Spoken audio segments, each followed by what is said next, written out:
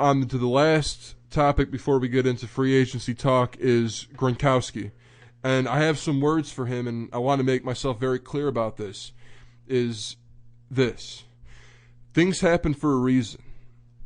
Take that as what you will. But he has got to take a step back and look at the big picture here. You're in the NFL, a prominent position to be a role model and also to show everybody what you're made of, basically. And he just has to grow up. He has got to grow up. He has got to just focus on what he's doing. He has to do things more professionally, act in a more professional manner. And all I can tell Gronkowski is just grow up, man. You got to grow up when you're in this position. Are you blaming his injury prognosis on his off-the-field activities? I'm blaming it on his work ethic. I think he needs to grow up with his work ethic and off-the-field activities. Well, just to inform everyone, he might not open the season on the Patriots roster because of what is it, an infection in his operated on forearm. So that's a problem. And Gronkowski, his antics have been bothering me in the last few years. And like Giff said in the previous podcast, he keeps acting a goofball.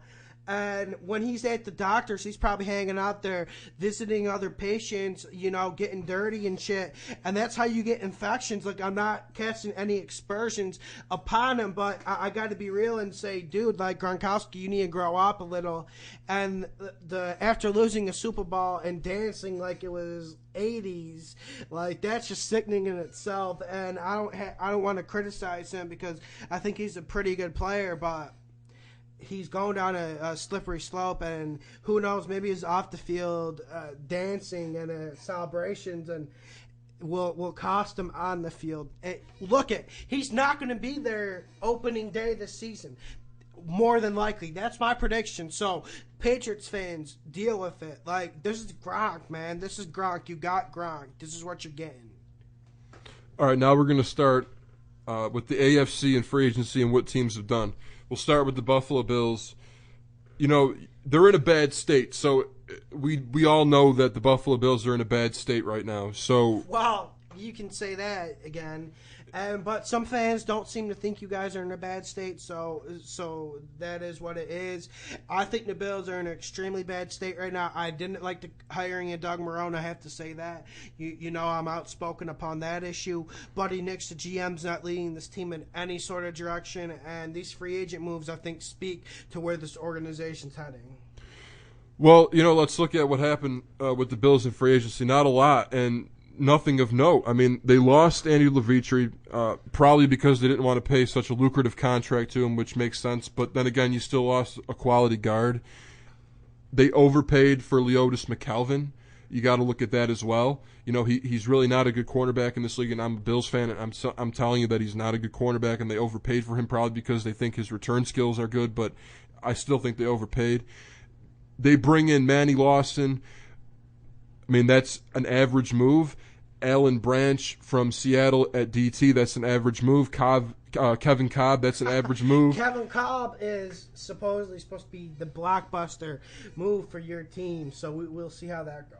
So, you just got to look at this and say it's just completely average, and I'm really not seeing any upgrades. And sadly, I have to say that the Manny Lawson move is actually an upgrade for our team because he's better than any linebacker we have, which is sad. Well, especially at pass rushing. You don't have many pass rushing linebackers, and who knows where this defense is going to go next season with its formation even, let alone with its scheme and with personnel. But what I have to say about the Bills is they really need to get Fred Davis, and they lost out on the bid for him. They did, and that was a problem. Okay, now let's get into the Denver Broncos. They brought in Wes Welker, which that's a good move. I have to say it's a good move. I mean, is it going to be a phenomenal move? Probably not.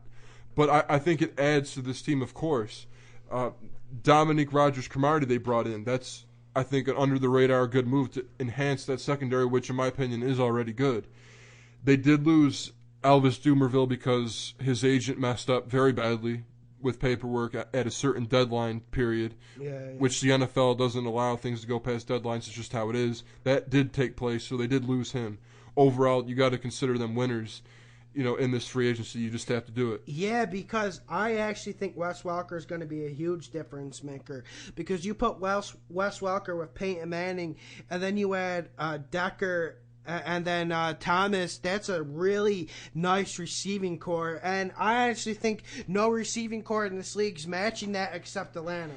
I have to agree, but of course, this isn't Bill Belichick's team, so we'll see how Wes Welker fares. That's always a question because you're taking somebody who was in Bill. Catching balls from Peyton Manning. Peyton's going to be able to work that out fine. I'm not taking anything away from Wes Welker. His 100-yard or his 100-catch, seasons that he's had, plus. I mean, it's phenomenal what he's been able to do with New England. But you got to still take into account the fact that he was in New England.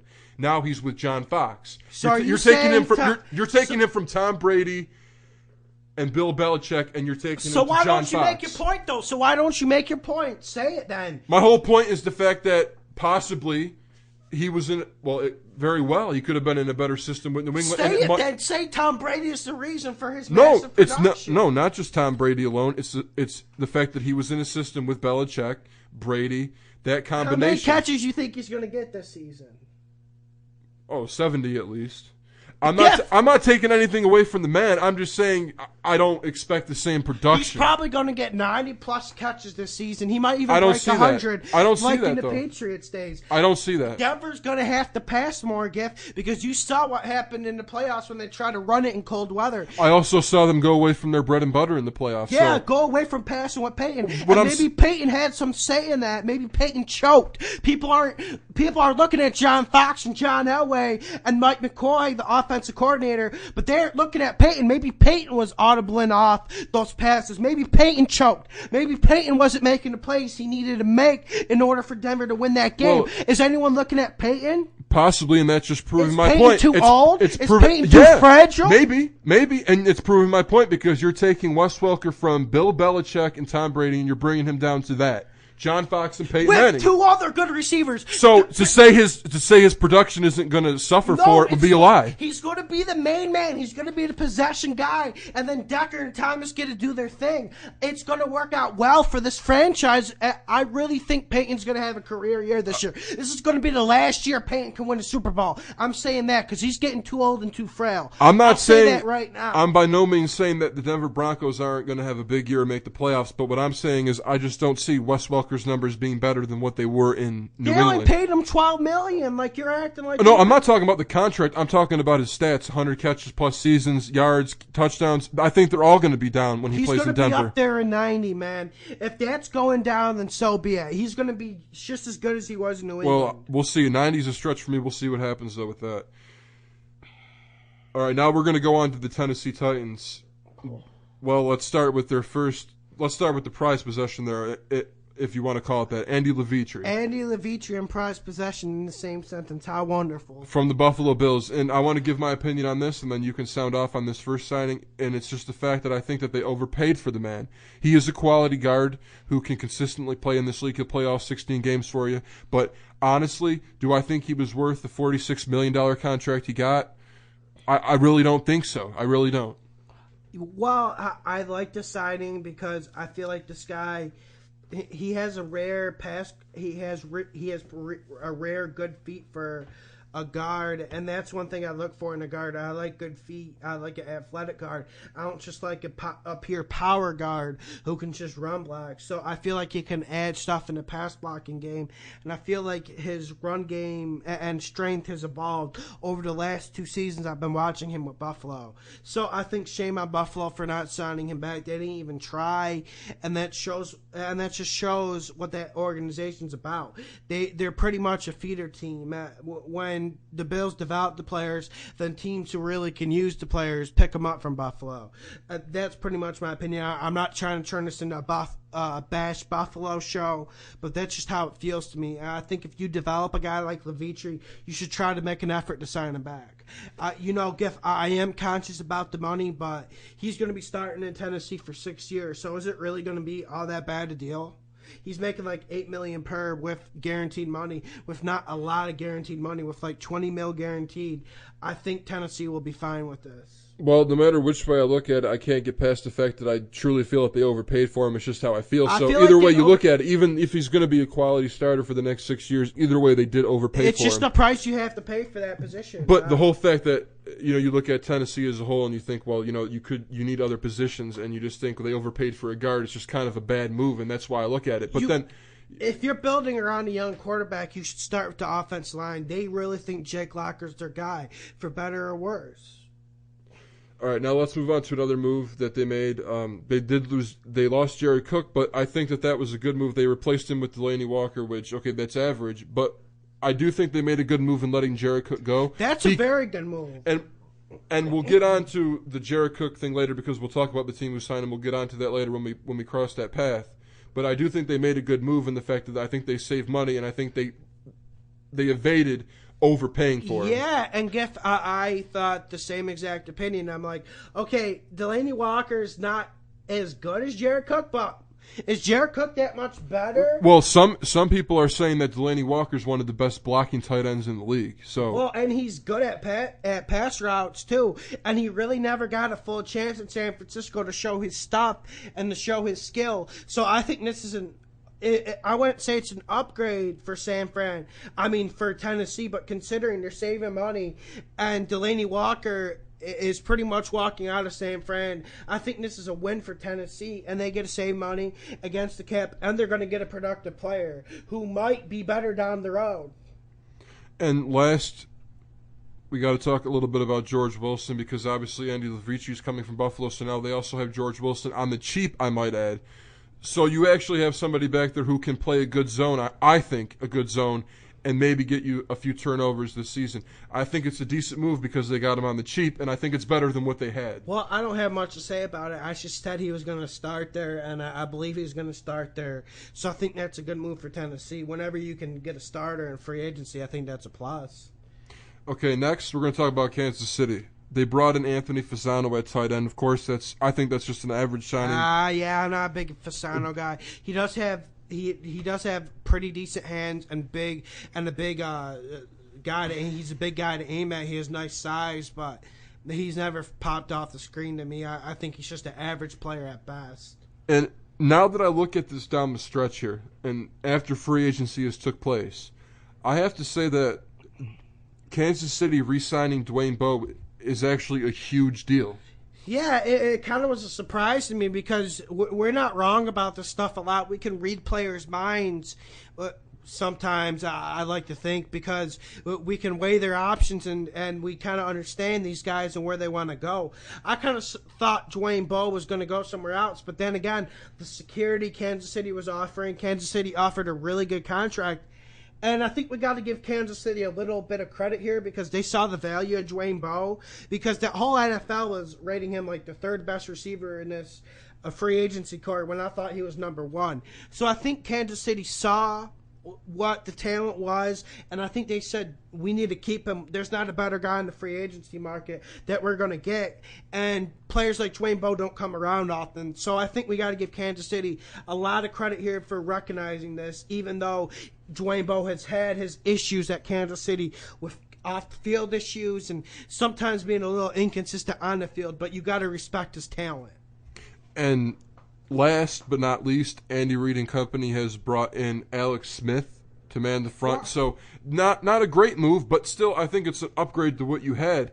And considering the outlook of QBs in the future via free agency or draft isn't looking good whatsoever. So I think this was a smart move with Andy Reid doing this. Well, I can't wait to see Andy Reid and Alex Smith combine and see how they interact with each other on the football field. And I wonder if Andy Reid's going to be able to run the football and utilize Kansas City's strengths, because I think if you can run the football off this ball club and put in a low play action pass with Alex Smith, I think you're going to be good. But Kansas City, this team has a lot of talent on defense, but I'm not sold on Andy Reid. I just didn't like what I saw in Philadelphia. And I know a lot of people think Kansas City can make a jump up this year with Andy Reid, but I'm still not buying into it. Okay, now we're coming across the train wreck that is the Oakland Raiders. And they lost Brendan Myers of free agency this year, which it's not a great move for them because he was their leading receiver last year at the tight end position. So that's not a good move to start with. Reggie McKenzie, the GM, is trying to turn things around. He's trying to rebuild, but I'm not really buying it. And the whole fact that they haven't signed anybody, and that's a problem. Nothing of note this free agency from the Oakland Raiders. And the only thing of note this whole offseason has been the Carson Palmer, Matt Flynn. Matt Flynn's brought in, so that's kind of a big deal. And then you got Carson Palmer going to Arizona, and then you had talks of them maybe going with Terrell Pryor at starting quarterback. And some people think Terrell Pryor is going to have a fair shot to compete for the starting quarterback position against Matt Flynn. We shall see. I don't think so, but I really do think the kid should have a chance to compete. And, of course, we talked about it earlier, Tommy Kelly going to New England. So yeah, I think a good move by the Raiders. Get rid of his salary. He hasn't been producing much. Once again, I got to give credit to New England. I don't want to get on New England right now, but what do they have to lose with taking Tommy Kelly? Tommy Kelly is going to be more useful on New England than he's going to be of use to Oakland. Oakland needs young players who are hungry, and they need to turn around the salary cap situation. Yeah, so basically there's not really much to talk about Oakland right now. Next, Jacksonville. Oakland did sign Nick Roach from Chicago, a pretty decent linebacker. I'm not trying to cut in, but he is a pretty decent linebacker. He's above average in coverage, a little bit lacking in run defense, but he's at least a starter. And they did lose Patrick Wheeler to Miami, which I thought they should have been able to keep, Okay, so Jacksonville, they haven't really done anything. The only thing they have done is they brought in Muhammad Massaquoi at wide receiver, but this is a franchise that I'm over here scratching my head saying, why aren't you making plays in this free agency, even if you have to overpay for veterans? Well, because they made plays in last season's free agency and didn't work out. They got Aaron Ross, Laurent Robinson, Puslosny, and it didn't pay off. They spent, I believe, fourth most in NFL last year, and look at how bad their record was. Their whole problem was if you don't have a quarterback or a running back, you're done, and that's exactly what happened. Maurice Jones-Drew got hurt, which was unfortunate, and didn't even show up in the beginning, so you got to take that into account. And a lot of time, but the whole point about a quarterback, you can't really get a quarterback for free agency. When was the last time, besides Denver getting Peyton, that you've seen a legit starter come in free agency? I'm not even trying to bring up other names, but I'm just saying Jacksonville has to go in any direction they can possibly go in to get better at that position. They just have to do it. But maybe letting the plane have one more season isn't the worst thing, since you got a new coach in there and you got to change the talent a lot around in this team and maybe try to change the culture before you add players. Well, I wouldn't recommend going into any season with Blaine Gabbert, but maybe that's their best option at this time. It's probably going to be a rookie quarterback who's drafted in the second round, Chad Henne and Blaine DePlane. And I guarantee you, if you're the coach, you'd probably go in with Blaine DePlane. Okay, now we're going to move on to Marvin Lewis and the Cincinnati Bengals. And they did not sign anybody this free agency, which, they didn't feel like making a play. They made the playoffs. I mean, you really don't have to worry too much in Cincy because they're a respectable team. But you got to look at things like, their offensive lineman, Andre Smith, he obviously wants a lucrative contract. They don't want to give him that lucrative contract. And they might lose Andre Smith. And Cincinnati's whole goal this offseason, like you said, was to stay away from the free agent market and focus on keeping their own guys like Ray Maliuga. And then, I completely butchered that. Sorry, people, but I think everyone would butcher that name. And then they focused on keeping Gaithers. And those are two good guys to keep bringing back. But I thought maybe they could sprinkle in a receiver. Not even a big-name receiver for Dalton. Maybe a running back or receiver just to spice things up. I know Green Ellis had a pretty decent season, but another guy back there would help. I definitely think since he's going to take advantage of that in the draft, I think you're right about them going after a receiver. Lacy? That would be a great pick. Maybe a receiver. I mean, depends how you grade these receivers. Everyone has their own opinions. I like a nice slot receiver for them, like Tavon Austin, personally. For me, you're looking at running back Eddie Lacy, you're looking wide receiver. I think you got to look at DeAndre Hopkins as one of them top threats at receiver. I think you got to look at him as such. Now we can move on to San Diego. They did bring in Danny Woodhead, which that's just such an average signing, but nothing really else besides that. Nothing really else. And Mike McCoy, so San Diego fans might have a little hope. They're not bringing back Quentin Jammer, which they made a point. No. Bad move. But, and I think you could get Quentin Jammer cheaper than what you could have in previous years when you look at this cornerback market and how many of them haven't been signed. But, yeah, San Diego not making a splash this offseason unless you consider Mike McCoy a splash, and I don't consider him that. Okay, now we're going to go on to the Miami Dolphins. And now this is something a little interesting because you got some positives, but then you got a little bit of negativity here with what they lost. So, okay, they brought in Mike Wallace, which, first of all, I want to say that I do think they overpaid for him. It was a good signing, of course, with Ryan Tannehill and that long ball, but you got to look at the simple fact that they overpaid for him. It's a signing of desperation because they want to get this fan base re-involved. Mike Wallace, they overpaid for him, and he's going to be a bust. He reminds me of Bernard Berrien when the Vikings overpaid for him. I'm not being a hater. This is just my honest opinion. If you think I'm wrong, then so be it. We'll see. But I think Mike Wallace is going to be a flop, and I think the Dolphins drastically overpaid for him. And I think they were forced to overpay for him, given the dire circumstances of their franchise and how they really needed a receiver desperately to help out Tannehill and an improving offense. Okay, and now let's look at what they lost. Two players, I think, of note that you got to just take account for, no matter which way you spin it. Jake Long on that offensive line, now he's in St. Louis, which we'll get to later. And they also lost Reggie Bush, now in Detroit. Reggie Bush had a good season last year. To say he wasn't an integral part to that offense would be a lie. So you got to look at that as well. They lost these two guys. They left Miami. They gave Mike Wallace a lucrative contract, money that could have been spent to save these two guys. And they gave a lucrative contract to Donnell Ellerbe, the linebacker from Baltimore. Then they gave a lucrative contract to a guy they cut the year before when they could have signed him the year before for $700,000. They let Patrick Wheeler go. Philip Wheeler. They let Philip Wheeler go to Oakland, and now they're paying him 5 years, $27 million when they could have signed him for $700,000 like Oakland did last year. It's absurd, and I think Jeff Ireland's stinking this team in Miami with that new logo. Well, and I love that you brought up Philip Wheeler because he's been a quality linebacker that's been taking contracts on the cheap for years, but he loves to go where he goes, and he's willing to accept what he gets, and he's playing good. So you're right about that. But yeah, Miami, you just got to look at, why did they allow Reggie Bush and Jake Long to walk out the door? And I thought they should have brought Reggie Bush back, but I like how they let Jake Long walk out the door because he does have significant injury concerns. I don't think he's that top 5 left tackle anymore. True, but you got to look at the man who's given him a chance in Jeff Fisher, so you got to look at that. Well, yeah, but the Rams went through 3 or 4 days of strenuous medical activities, which shows the guy isn't the healthiest. No, I completely agree with that, but when he's healthy, of course, I think he's quality. But yeah, that is a risk, of course. And Reggie Bush, we both thought Miami should have brought him back, but they didn't. So that's their decision. I think it's going to come to roost for him, but we'll see. Okay, now we're on to the Jets, and this is another solemn discussion.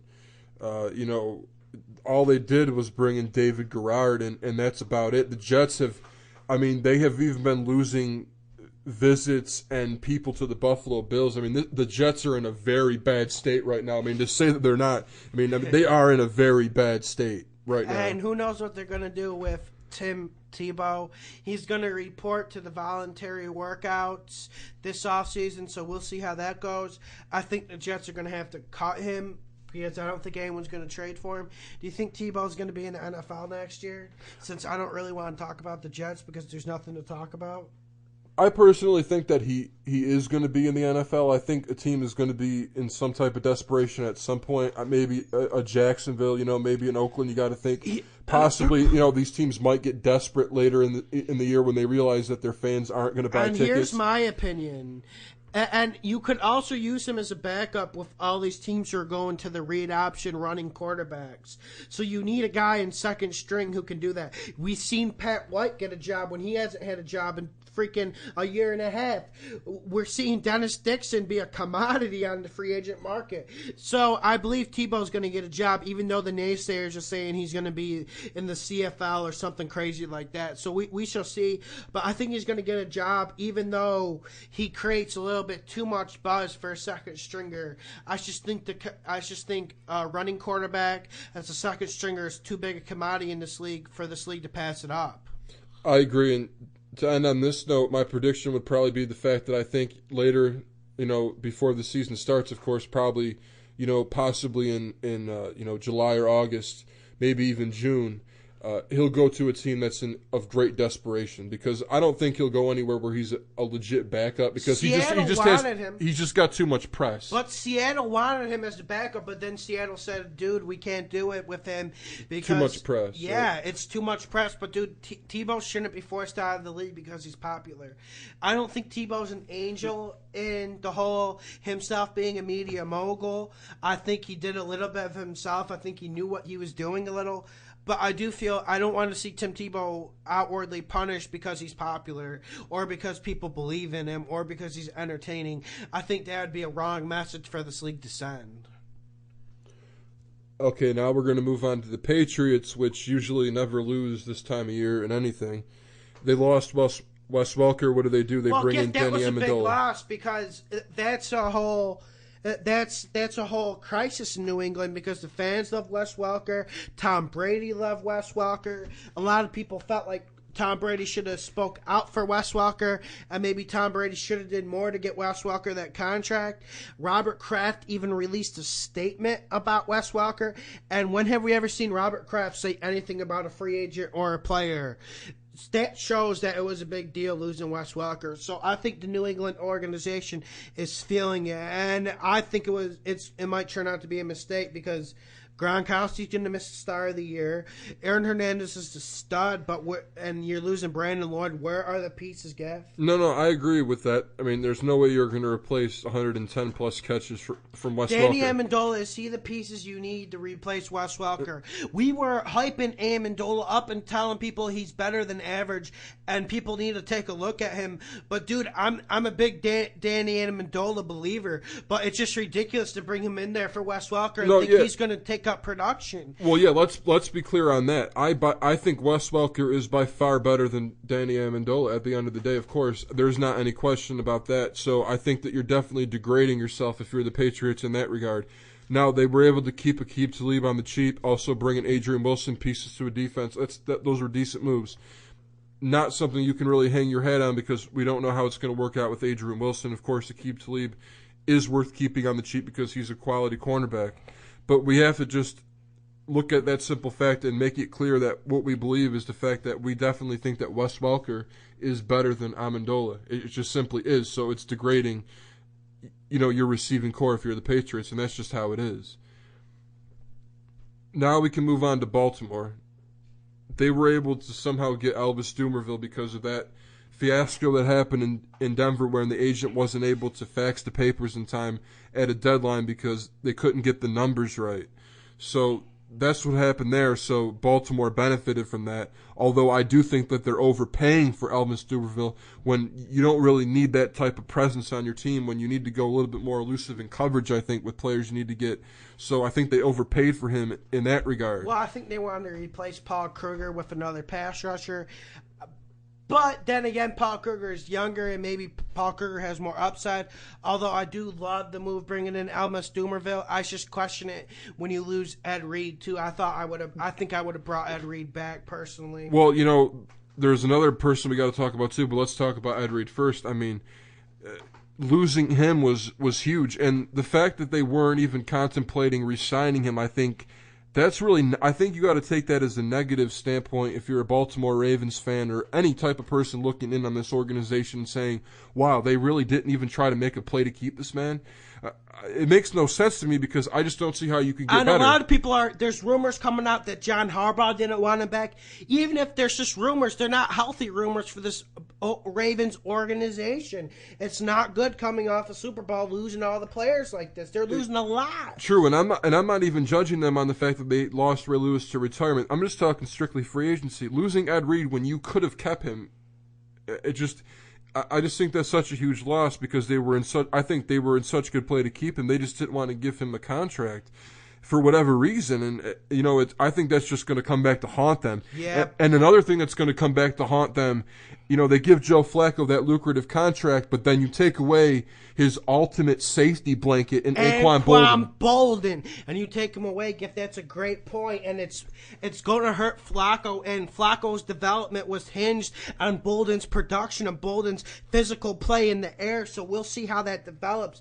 They really need to replace him. They think Jacoby Jones is going to come on, but he's not the route runner that Anquan Boldin is. Nothing against Jacoby. I think he's going to be a really good receiver in this league. I just think him and Torrey Smith are too much alike. You know what I'm saying? I completely agree. And nothing against Ed Reed and Ray Lewis and Kruger and the rest of the free agents, but I'm just saying losing Anquan Boldin was probably their biggest loss of all because that's Joe Flacco's safety blanket. So without that, I mean, I don't know if this offense is going to be as effective. And they almost lost Dennis Pitta. But about Baltimore, I just have to say, I think they're going to be at least in contention next year. I don't know if they're going to make the playoffs, but they'll have a fight to at least get in the playoffs. And I do think it was awesome that Ray Lewis got to go out with a Super Bowl title. That is just unspeakable to me because I didn't think that was going to happen. Okay, now we're going to get on to the Steelers.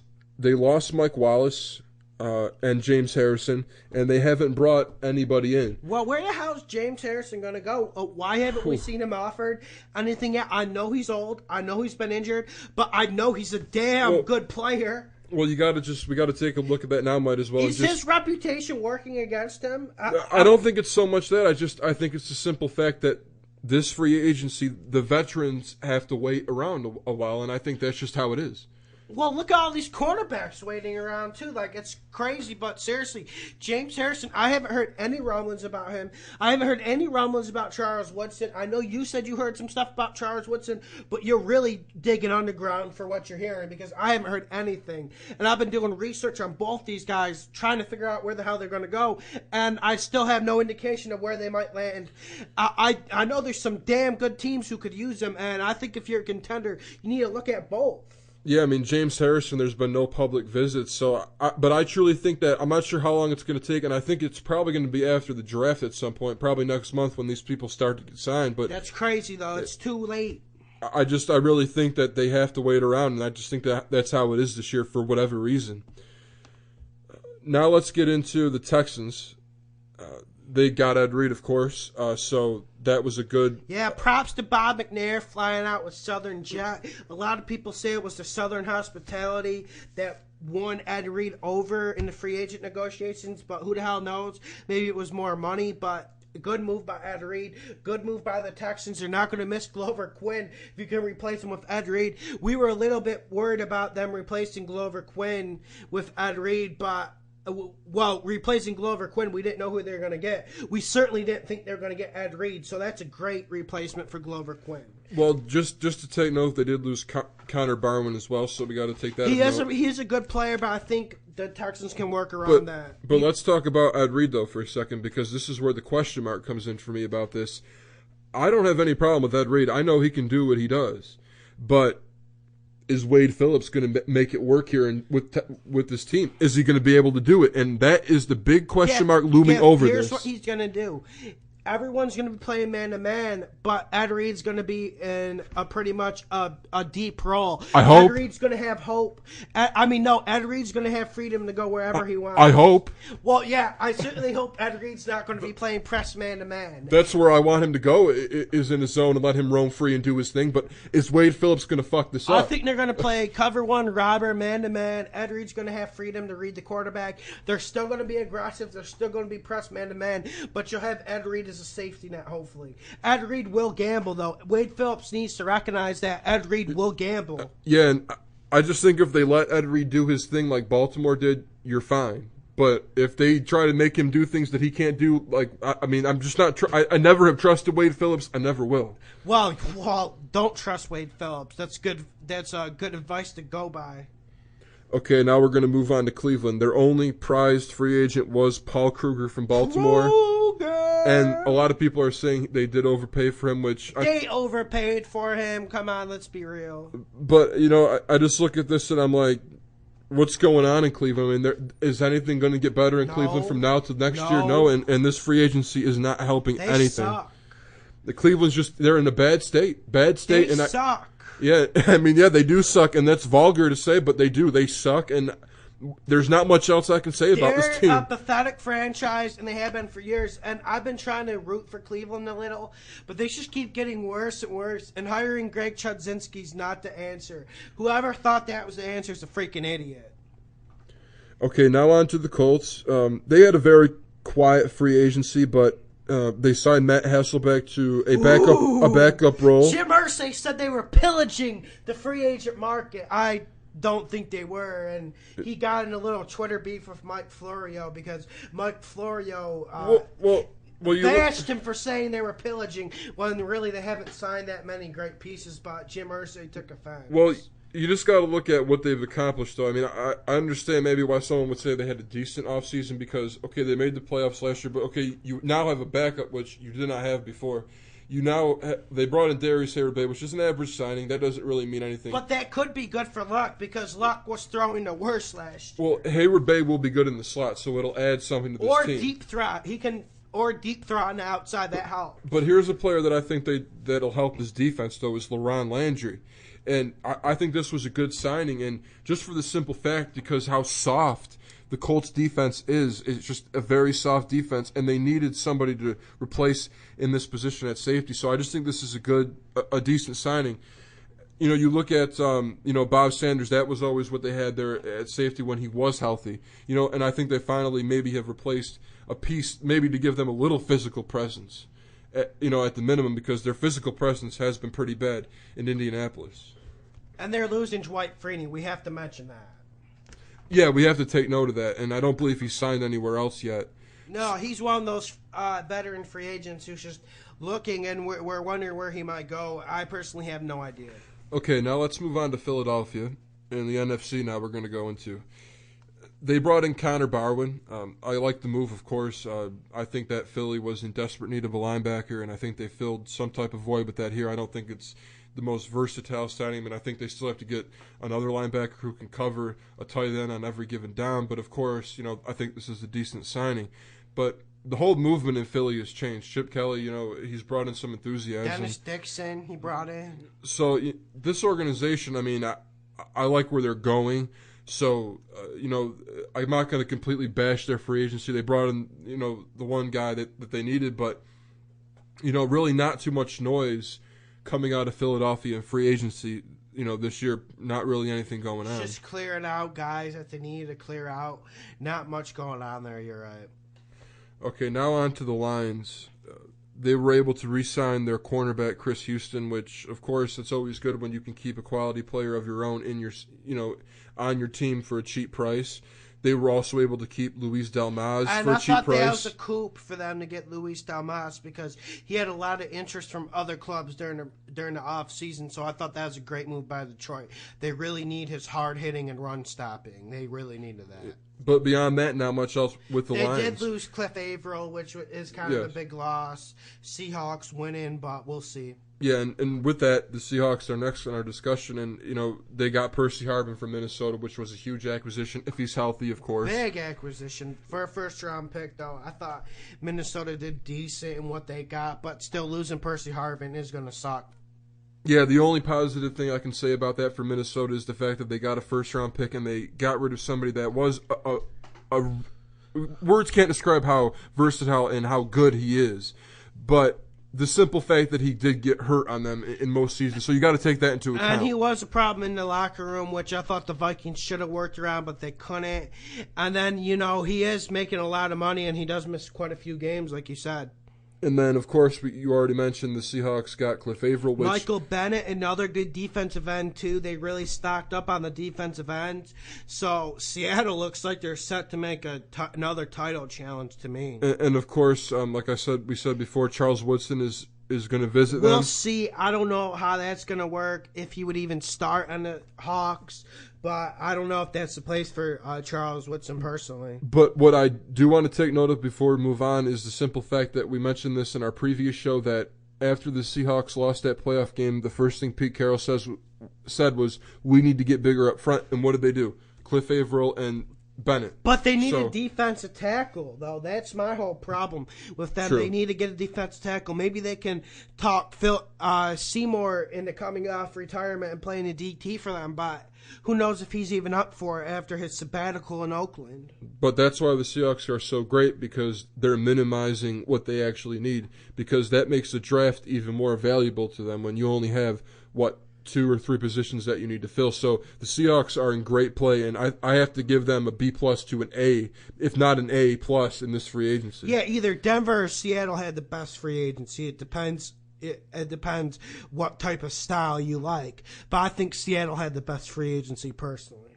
Okay, now on to the Falcons. Michael Turner is still out there, right? He's still out there. Yeah, he's still out there. They brought in Steven Jackson to fill that void, which, if he's healthy, then okay, great. Then great. It's a good move. I think they're going to think it's an upgrade because when Steven Jackson's going to be missing games, they got Jacquizz Rodgers, and they think he's ready to step up like that. I don't know, but I know Mike Turner did lose a step, but I still think Mike Turner is going to be productive next year. But I think this is an upgrade for Atlanta overall, all things considered. But like you said, is Steven Jackson going to stay healthy?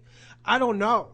And that's a huge risk. Yeah, and you know what? I truly believe that if he can stay healthy, he will be more effective than Michael Turner. But can he stay healthy is the question. Now we're going to talk about somebody that re-signed with them that's going to be in the Hall of Fame, and also Hall of Fame.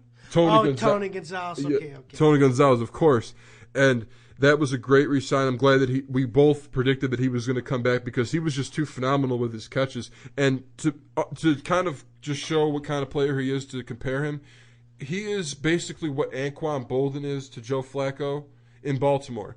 I mean, basically anything Matt Ryan throws around Tony Gonzalez's vicinity, he catches. He's a safety net. So that re-signing is so huge that really is a huge signing. It just is. Then, of course, they brought in Oziu Menora, so that's just, I don't really know what. That's to replace John Abraham, so I thought that was a good move. They did lose Dante Robinson, their good corner. He went to Kansas City, so that is a big loss for the Falcons. But I think they'll get over it because they were ready to move on with him. Yeah, and I don't look at losing John Abraham as a huge loss. It's just, to me, and I can't really form an opinion on it, is I just don't know how good Oziu Menora is going to be. I really don't know what he's going to be like without the Giants. I don't know what he's going to be asked to do or how good he can perform. So that's a question that, isn't really going to be answered till we see him play. Now on to the 49ers. They lost to Sean Goldson, which, that you got to look at that as saying, sometimes you just lose a player. Well, he's a pretty damn good player, too. A Pro Bowler. I thought he held that safety core together. One of the biggest hitters in this league. So I thought it was a pretty substantial loss. But, yeah, you do got to lose some guys in the salary cap era. But they signed 2 guys that are a prominent note, in my opinion. Anquan Boldin for 1. Yeah, they traded it for him for practically nothing. It was a really good pickup by them. I give them credit. Yeah, we just discussed that with how much Baltimore lost from that, so that's what they're getting there with the 49ers. And last but not least, Nnamdi Asomugha. I think not necessarily he's going to be a shutdown corner, but I think he's going to somewhat resurrect his career. And he has a lot to prove. That's a good word, resurrection. Is he going to be able to get back to his form that he was giving in Oakland where he was locked down man-to-man coverage? He played too much zone at Philly, and I think maybe that affected him. But you know what, Giff? I honestly think he lost a step, and I don't think he's the guy he used to be, but I could be proven wrong. So put me on record for that. And it could possibly be, but we got to also take note he's going to one of the best coaches in this league, in Jim Harbaugh. So your Harbaugh praise starting early this season. So of course you got to take that into account. Weren't you the guy who said last season that we didn't talk about the Harbaughs enough? Well, maybe I mentioned that. Maybe I was misquoted when I mentioned that. Oh, okay. Okay, now let's go on to St. Louis. I think that they overpaid for Jared Cook. Personally, they gave him $19 million guaranteed because I felt like they felt that they needed to give Sam Bradford some sort of target so they didn't feel guilty if he sucked this year. So you're telling me if they went after Fred Davis? I'm just saying, I don't know. I mean, I haven't really seen Jared Cook perform on a level where he can go catch the ball. I think Jared Cook's better than Fred Davis, but I think for the price, I might have took Fred Davis personally. But they didn't like Fred Davis's personality or his injury risk. Jared Cook has been pretty durable and hasn't missed a lot of games in his career. I got to give him credit on that. And he's good, and he's better over the middle than Fred Davis. Fred Davis isn't all that good over the middle personally. Well, it's possible that I'm undervaluing him because of how bad Tennessee has been in recent past, so that's possible. Well, it's hard to judge him, too, because sometimes players can stat pack. Like Brandon Myers last year for Oakland, he stat packed at the tight end position and got himself a contract. Okay, also St. Louis, they brought in Jake Long from Miami. Of course, they did pay heavy for him, so that's one thing to look at. Can he remain healthy? Can he be a dominant tackle? We'll see. I didn't like the move by Fish, personally. I thought maybe they could have went somewhere else for a left tackle. I didn't really think they needed to pay big money for a left tackle. And last, they lost Amendola to the Patriots, which, okay, it's not catastrophic, but when you don't have anybody to throw the damn ball to, and when you also, I don't know if they even re-signed Brandon Gibson. I think he went somewhere else. So who do you have to throw the damn ball to besides I'm pretty Jared sure Cook Brandon now? Gibson's still on the market, which pretty much means he's probably not coming back to St. Louis. And, yeah, Giff, it isn't catastrophic, but when you look at the receiving options, it's like, why are you wasting time with Sam Bradford? You're giving him years of Amendola, and then when it's time to start tasting the fruits of their labor and your patience with the chemistry they built together, you let Amendola go to another team. And who else are they going to throw the ball to now? Not a lot. I don't even know who they have at receiver right now besides them. I couldn't tell you. Now on to the Saints. They haven't brought anyone in, and that was the stance that they took this free agency. They just stood back. Well, yeah, the big free agent sign was Rob Ryan at defensive coordinator. Not that counts, but that's pretty much all they did. And Sean Payton's going to be back, so we'll see. All right, now on to Arizona. They brought in Antoine Casson, and that's at the secondary. So that's just an average signing to me. They lost Adrian Wilson. They brought in Jeremiah Bell to replace him. I'm not really looking at any improvements with Arizona. I think this is definitely a lose for them. And I think they got Carson Palmer. What do you think about that? And they got rid of Cobb. Well, not much to be gained there. I don't see how I look at it as, are you going to make the playoffs or not? And they haven't proven anything that they're going to make the playoffs. Yeah, it's true. Of course, getting Bruce Arians, we've talked about that before, about the coaching in the previous show. But, really, they need to get talent in there, and they haven't done a good job this free agency. Okay, next, the Vikings. They brought in Greg Jennings, which, I think they overpaid for personally. So, yeah, I thought they overpaid for him, too. I was a little bit disappointed with that. But they kind of had to bring him in because, they needed to replace Percy Harvin, and they need receiving threats to help out this team, which they desperately needed. So they had no choice in the matter, but they did overpay for him, and hopefully Greg Jennings can have a bounce back here. We'll see what happens. Now they also re-signed Phil Lowhall and Aaron Henderson. I thought both those signings were huge, personally. Yeah, that was good retaining by them. It's good to keep your own when you know they're good. And, of course, they lost Percy Harvin, which we already talked about Seattle. So that was a huge loss in itself, but they did make the attempt to replace him with Greg Jennings. Matt Castle, Geff. How dare you forget such an illustrious signing in Minnesota's history. Matt Castle, I don't even know what to make of it. I don't even know if he's going to have a chance to compete for the starting job, but we shall see. I don't hate it. I don't love it, so no opinion here for me, but let's see where the chips fall. Maybe Matt Castle will be able to provide something for the Vikings. Okay, now let's move on to Chicago. They brought in Martellus Bennett from the Giants. Good move. Yeah, Martellus Bennett actually has proven to me that he's a good receiving tight end in this league, and I think that is a great move by Chicago. And they are parting ways with the man they call Urlacher, Brian Urlacher. And, I got to say, I just think that we talked about it last show, and, I know it's tough for a player to decide to finally take his cleats and melt them in bronze and put them on a statue on his, above the mantle of the fireplace and call it a career and enjoy the kids and the wife, and do that thing. But for Urlacher, he's trying to get a contract. He got dumped, Giff. Why are you being so insensitive?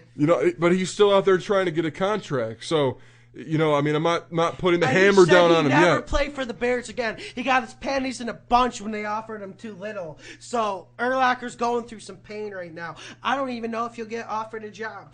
People are rumoring the Vikings, Cowboys. I don't think neither will take him. Okay, now let's move on to Washington. They were able to retain Fred Davis, which, of course, with his a bidding war against the Bills. Yes, and of course with his injury woes, of course, that's always a question. But, when healthy, in my opinion, he'd be one of the best tight ends in this league. So they did a great job re-signing him, and I think Fred Davis knew it was the best fit. You got RG3, a great coach in Shanahan. Why would you want to go anywhere else for just an extra couple mil in an extra year? He made the smart move. They lost D'Angelo Hall, he hasn't been spectacular, but then again, I still think that you can use him. I think the Redskins will pick up some cornerback depth either later in free agency or in the draft. I think this is a decent move for them. D'Angelo always has been a little bit of a hothead and pretty inconsistent. But like you said, Giff, I think if you don't replace him with either a good draft pick or a good free agent signing, it could be felt, and it will be felt if you don't replace him. All right, now we're going to move on to the Cowboys and the boys. And they really haven't made any splash in free agency this year. Jerry's been quiet because they lack cap space, man. And they did re-sign Jay Ratliff. That was their. They did re-sign Romo to that big extension, trying to free up some cap room. So they spent their money on their own, obviously, but yeah, the free agency has been very quiet for them. Yeah, I still think they're going to make a splash. And they even made Miles Austin restructure, but I still think Cowboys are going to make one splash. Okay, now we're going to move on to a team that I actually have a problem with. And this actually bothers me a little bit because when you're in the NFL, you have to make some type of effort. And, Carolina, what they did in free agency was bring in Ted Ginn Jr. And this team is depleted. Their defense is so awful that it is beyond recognition. Well, Cam Newton re-signed Captain Mutterling, Giff. Carolina, you got to give Cam Newton some weapons to throw to beyond Steve Smith. And Greg Olsen. But I'm just sitting here and I'm just saying, what the hell? What the hell is Carolina doing? I don't know. I don't have words for that. Carolina, they need a big-name receiver and some defensive help, but nothing's going to happen. So I don't see the point in me getting on a soapbox about it. No, it's just really bothering me as of late because it's just getting to a point of absolute ridiculousness in Carolina. Okay, now let's move on to the Giants. They brought in Colin Jenkins, which I think can shore up the defensive line a little bit. But no, he's not going to be a dominant player. It's just depth purposes. But the Giants are going to need him to play a lot. Well, of course, because you're losing Ozzie Menora. It's just you're going to have to replace something on that defensive line. And they might lose Rocky Bernard. Well, and not saying that's a huge loss. Rocky Bernard. But when you can't be depleted at the defensive line either, which the Giants actually have been recently in the past, been depleted at that position, and they've shown desperation by trying to sign people like Shaun Rogers. So I'm just saying the Giants have been searching for defensive. Shaun Rogers is good though. You gotta admit, he has a hot head, but on his day, if he didn't smoke too much, if he's in decent health, he can play. Shaun Rogers really can play, in my opinion. And then of course we talked about them losing Martellus Bennett. They lost their safety Kenny Phillips and Umenyor. So that's the breakdown for the Giants, but not really much noise from them this free agency. Well, they signed Aaron Ross, but that's not that big a signing. He did say he was on vacation in Jacksonville, so take that for whatever it's worth. Okay, now we're going to move on to the Packers, which they're not doing much. They've been dead silent. Ted Thompson, you're hearing crickets in his office. So I can't say anything. They might give Clay Matthews a new contract. They might overpay for him, though, so that doesn't count as nothing, technically. So, I mean, I'm not going to criticize them, though, because they're in the position to win. So, I mean, if they don't want to make a move this free agency, that's fine. I certainly felt like they needed to improve that defense, but, little old me, whatever. Okay, now let's move on to the last team, Tampa Bay. Not much. Man. They brought in Deshaun Goldson. That was about it. I think this season's going to blow up in Schiano's face, personally. Yeah, this team is on the decline. Last season was just abrasive. I don't think they're hoping they're going to get Revis, but we'll see. This ugly. It will get ugly in Tampa Bay. That's my big prediction this year. Tampa Bay is going to get ugly. But when we were just talking about Carolina, you know what? Tampa's going to be more ugly than that. Carolina's going to have a way better record than Carolina's going to have a way better record than Tampa Bay next year. That's a fact. Okay, so we're going to end on that note. We went through every team and talked about free agency, and we will be back the week before the draft, and we will have a show about where we think people are going to go and what teams should get. Thank you for listening. This has been the American Football Show, episode 35.